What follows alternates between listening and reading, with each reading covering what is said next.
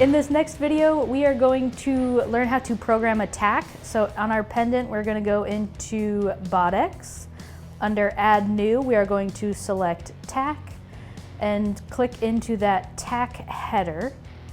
We have a red button. The red button is going to add tack points, and the blue button will be to add additional air moves if you need to maneuver around clamps or fixtures. So I'm going to use that black button to free drive to where I want to tack. And I am just going to give that red button a single press, and as you can see, it will add a tack point. And then I will come here and I will add an additional tack point. Within the tacks, I can click on the parameters and I can increase or decrease that retraction point. So because I have this middle piece that I want to go around, I am going to increase the retraction to 4.5 inches.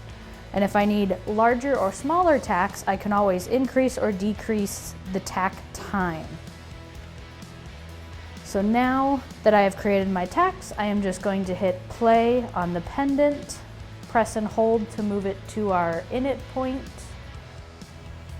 And then I will hit the start button on the button box.